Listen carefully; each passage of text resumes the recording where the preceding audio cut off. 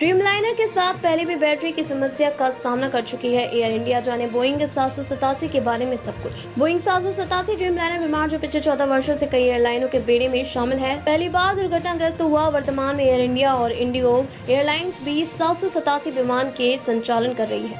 Air India ने 20 अतिरिक्त B787 विमानों को ऑर्डर दिया है और इंडिगो लंबी दूरी के संचालन के लिए ऐसे 6 विमान लीज पर लेने वाली है। बोइंग का 787 ड्रीमलाइनर बोइंग ड्रीमलाइनर 787 विमान पिछले 14 वर्ष से दुनिया की कई प्रमुख एयरलाइंस के बेड़े में है और यह पहली बार दुर्घटना का शिकार हुआ है। आइए जानते हैं भारतीय एयरलाइंस के साथ ड्रीमलाइनर के रिश्तों को और अब तक के सफर के बारे में। वर्तमान में एयर इंडिया और इंडिगो एयरलाइंस B787 विमान ऑपरेट कर रहे हैं। एयर इंडिया के बेड़े में 34 B787 में से 27 B787 8 पुराने विमान हैं। जुलाई में पहले B787 8 को रेट्रोफिट के लिए भेजा जाएगा। पिछले वर्ष विस्तारा के साथ विलय के बाद शेष 7 B787 9 एयर इंडिया के बेड़े में शामिल हुए थे।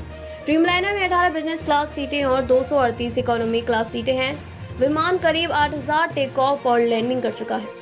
एयर इंडिया अपने बेड़े और विदेशी नेटवर्क का विस्तार कर रही है। उसने 20 अतिरिक्त B787 विमानों का ऑर्डर दे रखा है। उसके पास 24 अतिरिक्त विमान मंगाने का विकल्प है। हाल ही में इंडिगो ने नॉर्थ अटलांटिक से लीज पर लिए गए 787 का संचालन शुरू किया है। इंडिगो लंबी दूरी के संचालन के लिए ऐसे कुल 6 विमानों को लीज पर लेने वाली है। कुछ वर्ष पहले अमेरिकी निगरानी संस्था फेडरल एविएशन एडमिनिस्ट्रेशन FAA ने कुछ समस्याओं के कारण ड्रीमलाइनर की डिलीवरी रोक दी थी। भारत की बात करें तो एयर इंडिया को 2013 में बैटरी में दिक्कत के कारण ड्रीमलाइनर को लेकर कुछ समस्याओं का सामना करना पड़ा था। इसकी वजह से तत्कालीन सरकारी स्वामित्व वाली एयर इंडिया को भी ड्रीमलाइनर के अपने बेड़े की उड़ानों को कुछ समय के लिए रोकना पड़ा था।